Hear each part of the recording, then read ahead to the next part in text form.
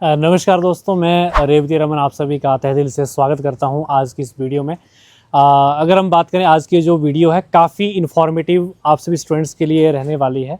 तो अभी आप जैसे देख पा रहे हैं इंस्पायरिंग एग्रीकॉन के फैकल्टी और उसके साथ में इंस्पायरिंग एग्रीकॉन के ऑफलाइन के जो स्टूडेंट्स हैं, हम सभी आए हैं doctor Yashwant Singh Parmar university of horticulture and forestry नौनी सोलन। यहाँ पे आने का मेन जो हमारा मकसद है वो यही है कि जैसे आपका काफ़ी डाउट्स होते हैं कि मेडिकल नॉन मेडिकल 11-12 में हम किए हैं, मेनली आप नीट और जेई में फोकस करते हैं, इसके अलावा आपके पास क्या क्या ऑप्शंस हैं वो सारी चीज़ें हम आज यूनिवर्सिटी में जो ऑफलाइन स्टूडेंट्स हमारे साथ जुड़े हैं तो ये भी जानने वाले हैं, ताकि आप सभी स्टूडेंट्स एक बार एक्सप्लोर करें, देखें कि क्या क्या स्कोप हमारे पास इसके अलावा हो सकते हैं। अगर हम डॉक्टर यशवंत सिंह परमार यूनिवर्सिटी की बात करें तो यहाँ पे यूजी के लिए आपके 5 कोर्सेज हैं, BSc horticulture, BSc forestry, natural farming, आपका फूड टेक्नोलॉजी और आपका बायोटेक्नोलॉजी। तो अभी समय भी थोड़ा कम है, हम 2-3 डिपार्टमेंट में जाएंगे और साथ में फील्ड विजिट भी रहेगा। तो जो भी आगे का जितना भी प्रोसेस रहेगा और जो भी चीज़ें रहेंगी वो आपको हम बताते रहेंगे, आपको बने रहना है और बाकी चैनल को सब्सक्राइब कर लें, बेल आइकन को प्रेस कर लें। तो अभी बिल्कुल हम आए हैं, सबसे पहले यूनिवर्सिटी में जब एंटर हुए तो हम सबसे पहले पहुंचे डायरेक्टरेट ऑफ एक्सटेंशन एजुकेशन। अगर हम बात करें एक्सटेंशन एजुकेशन की बात करें, इसका जो मेनली काम रहता है वो ये रहता है, जो भी रिसर्च हो रहा है हॉर्टिकल्चर में या फिर एग्रीकल्चर में, फॉरेस्ट्री में, उन सब को लोगों के बीच पहुंचाना या फिर किसान तक पहुंचाना या फिर स्टूडेंट तक पहुंचाना। तो सबसे पहले हम यहीं पे आए और यहाँ पे हम मिल चुके हैं, वो वीडियो भी हमने रिकॉर्ड की है। तो यहाँ पे डॉक्टर किरण ठाकुर फ्रूट साइंस के साइंटिस्ट हैं, उन्होंने काफ़ी अच्छे से स्टूडेंट्स को समझाया और वो हम आगे जाके जो है वीडियो में भी हम डालने वाले हैं। तो बाकी इसके बाद हम फील्ड अभी जा रहे हैं, तो चीज़ें भी हम आपको फील्ड विजिट भी आपको करवा के जाएंगे। तो अभी जो स्टूडेंट हमारे बीच आए हैं, तो अभी वंशिका जी हमारे पास हैं। ये अभी फ़िलहाल 12th पास तो नहीं, 11th में है, मेडिकल नॉन मेडिकल दोनों इन्होंने लिया है। तो वैसे तो आपका सपना कुछ और ही है, लेकिन यहाँ पे जब हम एक्सटेंशन एजुकेशन आए तो आपको जो चीज़ें पहले नहीं पता थी, यहाँ पे आपको क्या सीखने को मिला? यहाँ पे हमें काफ़ी चीज़ें सीखने को मिली। लाइक हमको पता चला कि ऑर्गेनिक फार्मिंग और नेचुरल फार्मिंग अलग अलग होती है, फैक्टर ज़रूरी होता है इंटरक्रॉपिंग के लिए। उसके अलावा मैम ने हमको बताया कि हम जो प्लांट वेस्ट है उससे हम नेचुरल कलर्स बना सकते हैं, नेचुरल पेस्टिसाइड्स वगैरह बना सकते हैं, जिससे हमारी क्रॉप और अच्छी बनती है। बिल्कुल, ये बहुत ही, देखो यहाँ पे सिर्फ आपको फसल कैसे उगाई जाती है वो ही नहीं बताते हैं, लेकिन उसके बाद उसकी प्रोसेसिंग हो गया, उसके जो प्रोडक्ट्स बनते हैं यानी कि पोस्ट हार्वेस्ट जो टेक्नोलॉजी है वो भी आपकी यहाँ पे आपको सीखने को मिलेगी। तो ये सारी चीज़ें आपको यहाँ पे यूनिवर्सिटी सिखाती है। तो बाकी आपकी देर है यहाँ पे आने के लिए।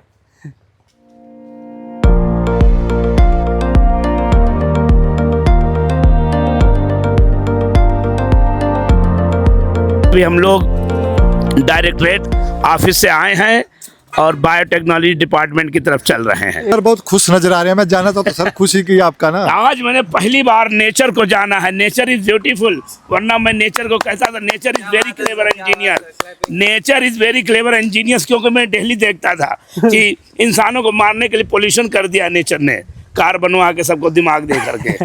लेकिन आज मुझे हिमाचल में लगा nature is beautiful beautiful.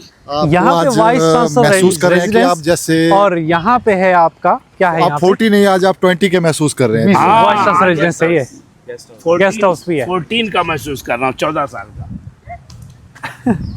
Sir आपने कुछ ज्यादा ही छोटा बता दिया, 20। असल में मैं ये बताऊँ, 14 साल की उम्र में बच्चा डिसाइड नहीं कर पाता क्या करूँ, वही मेरी हाल है आज। क्या कर रहे हो आप सर? सर इसकी खुशबू ली जा रही है। ये सफेदे का पेड़ है, इसके पत्ते की खुशबू जो है झंडू बाम के जैसी आ रही है।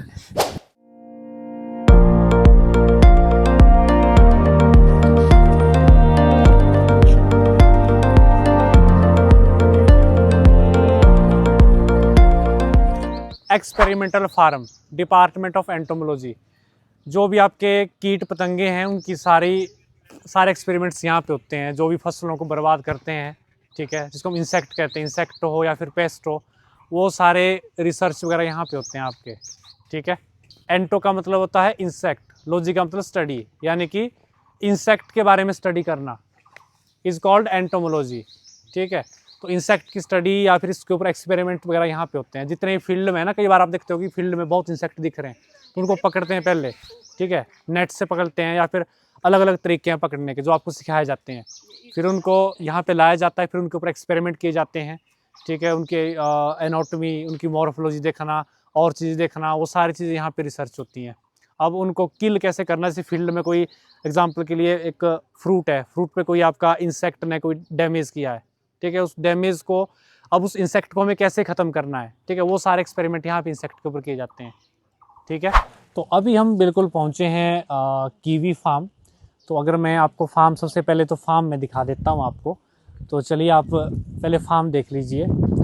तो अगर हम यहाँ पे कीवी की बात करें तो यहाँ पे जो आपके प्लांट्स लगे हैं, इसकी स्पेसिंग आपकी 4x6 मीटर है। तो प्लांट टू प्लांट आपकी एक पौधे से दूसरे पौधे के बीच की दूरी आपकी 4 मीटर की है, और एक रो से दूसरी रो के बीच में जो दूरी आपकी है वो 6 मीटर की है। और यहाँ पे जो ट्रेनिंग सिस्टम आप देख रहे हो ना, ये आपका टी सिस्टम है या फिर टी बार सिस्टम हम कहेंगे, ट्रेनिंग सिस्टम इसको। और यहाँ पे जो आपकी वैरायटीज़ हैं, मेल फीमेल दोनों हैं, आपकी पॉलिनेशन के लिए इसमें लगी हैं। और हार्वेस्टिंग की बात अगर हम इसकी करें आपके कीवी फ्रूट की, तो आपका मिड अक्टूबर से मिड नवंबर के बीच आपका रहता है। और इस फार्म की अगर हम बात करें तो यहाँ पे आपकी 60 किलोग्राम पर वाइन आपकी एवरेज यील्ड यहाँ पे रहती है।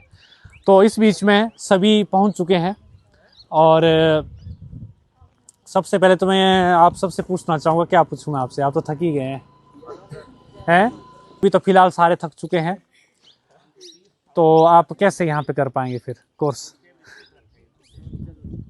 हैं नहीं करेंगे? कर तो मेडिकल नॉन मेडिकल दोनों एलिजिबल हैं, दोनों कर सकते हैं। हाँ, हॉर्टिकल्चर फॉरेस्ट्री सारे कर सकते हैं यहाँ से, ठीक है, तो सब कर सकते हैं, ठीक है। अब यहाँ पे देखो, आपको यहाँ पे 4 साल की जो आपकी डिग्री रहती है ना, उसमें आपको ये चीज़ पता लगेगी जब आप खेतों में आओगे दिन को। आपके कई बार क्या होती है, आपकी फील्ड क्लास होती है 12 बजे से 1 बजे, ठीक है, धूप हो, बारिश में तो फील्ड में नहीं आते हैं, ठीक है, जैसे वहाँ बता दें कि बारिश में फील्ड में नहीं जाएंगे, पर धूप लगी 12 से 1 क्लास होगी, फील्ड होगा तो आपको फील्ड आना पड़ेगा, ठीक है। तो ये चीज़ें इसलिए होती हैं, तो आपको 4 साल में सीखने को ये मिलता है कि जब आप यहाँ से निकलोगे तो आपको एक फार्मर के लिए काम करना है, ठीक है। तो एक फार्मर क्या करता है, सुबह 4 बजे उठता है, 4 बजे उठने के बाद वो पूरा दिन भर मेहनत करता है, और पूरा दिन भर क्या, पूरे महीने मेहनत करता है, फिर 6 महीने बाद उसको उसका फ़ायदा मिलता है, अगर मौसम सही रहा, ठीक है। तो हमसे तो चला ही जा रहा है, लेकिन अगर हम फार्मर की लाइफ देखें तो वो तो सुबह से लेकर ऐसी धूप में काम करता है। तो हिमाचल है आपका, यहाँ पे आपका सब ट्रॉपिकल रीजन है ये। अगर हम ट्रॉपिकल की बात करें, पंजाब की बात करें, हरियाणा हो गया, मध्य प्रदेश हो गया, वहाँ के लोगों की क्या हालात हैं, ठीक है। तो यहाँ से हमें ये चीज़ सीखने को मिलती है कि हमें, अगर हम यहाँ पे आते हैं तो हमारा फर्स्ट प्रायोरिटी रहेगी कि हमें समाज के लिए, अपने फार्मर्स के लिए, किसानों के लिए कुछ अच्छा करना है, ठीक है, उनके बारे में सोचना है, तो तभी आपका एजुकेशन लेने का यहाँ से फ़ायदा रहेगा, ठीक है। ये नहीं कि भाई हम पढ़ रहे हैं, हॉर्टिकल्चर कर रहे हैं, फॉरेस्ट्री कर रहे हैं, आपको उसका रीज़न नहीं पता कर क्यों रहे हैं, ठीक है। हम इसलिए कर रहे हैं ताकि हम क्या करें, रिसर्च करें, अपने फार्मर्स के लिए कुछ बेहतरीन सोचें, ताकि एक फार्मर का फ़ायदा हो सके, ठीक है, समझ आया। आप ये चीज़ें कर सकते हो घर में भी, ठीक है, घर में भी आप कर सकते हो, लेकिन आपको कोर्स ही क्यों करना है, जब, क्योंकि मैं खुद BSc एग्रीकल्चर हूँ, ठीक है, एग्रीकल्चर से किया हूँ, तो मेरा सबसे पहला प्रश्न था यही, जो डीन थे हमारे एग्रीकल्चर के, तो उनसे यही प्रश्न था कि सर मुझे तो जॉब नहीं करनी है, मुझे फार्मर के लिए कुछ अच्छा करना है, और फार्मर के लिए काम करना है, और मुझे स्टार्टअप करना है एग्रीकल्चर में, तो मैं क्यों ये कोर्स करूँ, मैं तो ऐसे भी कर सकता हूँ, ठीक है, मुझे पता है सारी चीज़ें कर सकता हूँ। तो उन्होंने मुझे 3 घंटा उन्होंने टाइम दिया, और 3 घंटे मुझे उन्होंने चीज़ें बताई। एक निचोड़ उसका निकला ये कि अगर आप 4 साल कोर्स करते हो तो आपका जो है लर्निंग हो जाती है, और जो चीज़ें आप बिना कोर्स के 20 साल में अचीव करोगे ना, वो आप जो है भी दिन 3-4 साल में अचीव कर सकते हो। तो लर्निंग का इतना फ़ायदा होता है, अगर आप लर्न करते हो तो उससे आपका ये फ़ायदा है कि जो अचीवमेंट आप आने वाली साल में करोगे, वो अचीवमेंट आप कम से कम टाइम में कर सकते हो, ठीक है। तो यहाँ पे अगर आप यहाँ पे कोई एग्रीकल्चर कर रहे हैं, आप हॉर्टिकल्चर कर रहे हैं, उसका मतलब ये नहीं कि आप खेती बाड़ी कर रहे हैं, ठीक है। आप यहाँ पे चीज़ें सीखते हो साइंटिफिक तरीके से कैसे की जाती हैं, ठीक है। अब कीवी यहाँ पे उगाई जा रही है, सॉरी, अब कीवी यहाँ पे तैयार की जा रही है, तो यहाँ पे इसमें एक्सपेरिमेंट चल रहे हैं आपके।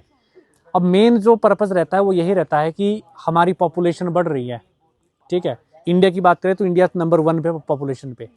अब हमारे पास जो लैंड रिसोर्सेज हैं वो क्या हो रहे हैं, कम हो रहे हैं। क्यों हो रहे हैं? क्योंकि अर्बन एरिया बढ़ रहे हैं, कंस्ट्रक्शंस हो रही हैं, बिल्डिंग्स बन रही हैं, रोड्स बन रहे हैं, तो हमारे पास जो खेती बाड़ी की ज़मीन है वो कम होती जा रही है, लैंड होल्डिंग कम होती जा रही है, और जनसंख्या बढ़ रही है, पॉपुलेशन बढ़ रही है। पॉपुलेशन बढ़ रही है तो हमें जो एनर्जी मिलती है वो किससे मिलती है? खाने से मिलती है। खाना कहाँ से आता है? इन चीज़ों से आता है, ठीक है। तो हमें क्या करना है, हमें कम से कम एरिया में प्रोडक्शन को बढ़ाना है, ठीक है। ये मेन गोल रहता है अगर आप हॉर्टिकल्चर में आते हो, आप एग्रीकल्चर में आते हो, कि हमें प्रोडक्शन को बढ़ाना कैसे है। तो वो चीज़ें, वो तरीके आप यहाँ पे सीखते हो कि कम से कम ज़मीन में और कम से कम खर्चे में, हमारा खर्चा कम से कम हो, कम से कम खर्चे में हमें जो प्रोडक्शन को हमें बढ़ाना है, या फिर हमें ज़्यादा से ज़्यादा अर्निंग करनी है। तो वो सारी चीज़ें यहाँ पे आपको सिखाई जाती है। दूसरी बात क्या होता है कि कई बार एग्रीकल्चर डिपेंड हमारा इन्वायरमेंट के ऊपर भी, क्लाइमेट के ऊपर भी डिपेंड है, तो इसके लिए भी आप चीज़ें पढ़ोगे। अब क्या होता है, अगर आप नॉर्मल फार्मर की तरह काम करोगे तो आपको नहीं पता क्लाइमेट के बारे में कि कब क्या होगा, लेकिन आप एक अच्छे से पढ़ोगे, लर्न करोगे चीज़ों को, तो आपको हर एक चीज़ का पहले पता होगा, तो आपको लॉस नहीं होगा, ठीक है। तो आप लॉस से बच सकते हो। तो वो चीज़ें आपको एक कोर्स के अंदर में यहाँ पे सीखने को मिलती हैं। और इसके बाद जैसे प्रोडक्शन करना, ये तो प्रोड्यूस कर रहे हैं, तैयार कर रहे हैं पौधों को, उसके बाद इनकी हार्वेस्टिंग होती है, हार्वेस्टिंग के बाद इनको मार्केट तक ले जाना है, इनकी प्रोसेसिंग करनी है, या फिर इनकी वैल्यू एडिशन करनी है। वैल्यू एडिशन का मतलब क्या होता है? वैल्यू एडिशन का मतलब ये होता है कि कीवी का कोई और चीज़ बना देना। कीवी का क्या बन सकता है और प्रोडक्ट आपका है? जूस बन सकता है, वेरी गुड, ठीक है। तो वो होता है वैल्यू एडिशन। उसमें क्या होगा, वैल्यू एडिशन हम करते क्यों हैं? अगर हम इंडिया की बात करें तो इंडिया में वेजिटेबल्स और फ्रूट्स 30 से 40% वेजिटेबल और फ्रूट्स क्या होते हैं आपके, हार्वेस्टिंग के बाद ख़राब हो जाते हैं, ठीक है, वो लोगों तक पहुंचते नहीं है। यानी कि अगर मैंने 100 किलोग्राम मैंने क्या कहते हैं टमाटर उगाया, 100 किलो में से मेरा जो है एक कंज्यूमर तक पहुंचते पहुंचते 30 से 40 किलो जाएगा ख़राब, ठीक है। सबसे पहला फ़ायदा इसका ये होता है कि हमें वेस्टेज को बचाना है। जो बेस्ट प्रोडक्ट है हम बचा सकते हैं अगर हम उसको क्या करेंगे, उसकी प्रोसेसिंग करेंगे, ठीक है। प्रोसेसिंग में क्या होगा कि एक तो वैल्यू एडिशन होगी, उसकी वैल्यू बढ़ेगी। जैसे आप आम क्या होगा, 1 किलो आम आपको 150 रुपये मिल रहा है मार्केट में, ठीक है। उसी 1 किलो आम को आप अगर उसका जूस बनाते हो या फिर अचार बनाते हो, तो वो अचार आप 1 किलो कितने बेच सकते हो? 1 किलो से कितना बन जाएगा आपका जो आम होगा आपका? कम से कम आप 100-150 रुपये आप और कमा सकते हो, ठीक है। डबल इनकम आप जो है ले सकते हो। उसका मतलब वैल्यू एडिशन, एक वो फ़ायदा हुआ। दूसरा फ़ायदा क्या हुआ, अगर आप आम तोड़ोगे ना, तो वो आम क्या होगा कि आपका 1 हफ्ते 1 महीना तक ही रह पाएगा आपका। लेकिन वैल्यू एडिशन में क्या होता है, उसकी शेल्फ लाइफ बढ़ जाती है, आप 6 महीने बाद भी उस आम को खा सकते हो, ठीक है। तो वो चीज़ें आपको सारी सिखाई जाती है। तो इसमें क्या कि अब अगर हम इन चीज़ों की बात करें, अब हर एक इंसान चाहे वो जॉब करता हो, किसी भी फील्ड में हो, ठीक है, वो डायरेक्टली इनडायरेक्टली डिपेंडेंट होता है फूड के ऊपर, जो कि हमें इन्हीं चीज़ों से मिलता है, ठीक है। डायरेक्टली का मतलब क्या हुआ, 2 चीज़ें, एक डायरेक्टली एक इनडायरेक्टली। डायरेक्टली का मतलब ये है कि जैसे मैं किसान हूँ, मैं प्रोड्यूस कर रहा हूँ, ठीक है, मैं एग्रीकल्चर के ऊपर डायरेक्टली डिपेंडेंट हूँ। इनडायरेक्टली का मतलब क्या हुआ, मैं कोई जॉब करता हूँ, मैं खेती बाड़ी नहीं करता हूँ, लेकिन इनडायरेक्टली मैं भी डिपेंडेंट हूँ किसके ऊपर, एग्रीकल्चर के ऊपर डिपेंड हूँ, ठीक है, हॉर्टिकल्चर के ऊपर डिपेंडेंट हूँ। कैसे हूँ, कोई और कर रहा है, मैं उससे खरीद रहा हूँ, ठीक, खाने के लिए, वो इनडायरेक्टली। यानी कि पूरी जो पॉपुलेशन है वो डायरेक्टली इनडायरेक्टली दोनों तरह से डिपेंडेंट इस चीज़ के ऊपर है, ठीक है। तो इसके स्कोप कभी ख़त्म नहीं होने वाले हैं। इसमें अगर आप स्टार्टअप भी करोगे, आप प्रोड्यूस करोगे, उसके बाद आप इसके प्रोडक्ट्स भी बनाओगे, वो आपके बिकेंगे, क्योंकि खाने वालों की कमी नहीं है। आप और फील्ड में जाओ, ठीक है, आप किसी फील्ड में जाओ, आपको बहुत कंपटीशन देखने को मिलेगा। यहाँ पे कंपटीशन नहीं है, आपके पास ज़मीन है। और दूसरी बात है कि गवर्नमेंट ऑफ इंडिया इस टाइम पे आपकी सब्सिडीज़ दे रही है हर एक चीज़ में। जैसे आप फार्म लगाओगे 85% 90% सब्सिडीज़ है, गवर्नमेंट खुद इन्वेस्ट करती है, ठीक है। आपको सिर्फ नॉलेज चाहिए। अब दूसरे आप स्टार्टअप करोगे, वहाँ पे बहुत ज़्यादा पैसा चाहिए, आपको मनी चाहिए, पहले करोड़ों की इन्वेस्टमेंट, आपकी मशीनरीज लानी पड़ेगी और चीज़ लानी पड़ेगी, तो आप जो वहाँ पे स्टार्टअप कर सकते हो। लेकिन यहाँ पे स्टार्टअप करना बहुत ईजी है, ठीक है, गवर्नमेंट सपोर्ट कर रही है। तो ये चीज़ें आपको सीखने को मिलती हैं, ठीक है, समझ आ गया। तो ये छोटी छोटी चीज़ें हैं, अगर तो डिटेल में देखना तो आपको 2-3 दिन का ट्रिप बनाना पड़ेगा यूनिवर्सिटी का, ठीक है, 2 या 3 दिन का आपको बनाना पड़ेगा। तो अब आराम हो गया काफ़ी, क्यों कौन? आज बहुत ही ऐतिहासिक दिन रहा हमारे साथ। रमन सर, सतीश सर, निशा मैम, पाल सर और हमारे प्यारे प्यारे बच्चे, मासूम बच्चों का चेहरा आप लोग देख रहे होंगे। आज इन्होंने परमार यूनिवर्सिटी में आ करके परमार यूनिवर्सिटी के फ्यूचर को डिसाइड कर दिया है कि अब ये यूनिवर्सिटी वर्ल्ड फेम होने वाली है और आगे की विजिट हम बहुत जल्द करेंगे। यहाँ पर बच्चे बहुत उत्साहित हैं साइंटिस्ट बनने के लिए। यहाँ पर इन्होंने शुरू भी किया था एक्सपोजर के लिए 9th और 12th के बच्चों को लाने के लिए, जो कि मैंने ये काम करके दिखाया। उसमें सहयोग हमारे रमन सर और सतीश सर का था।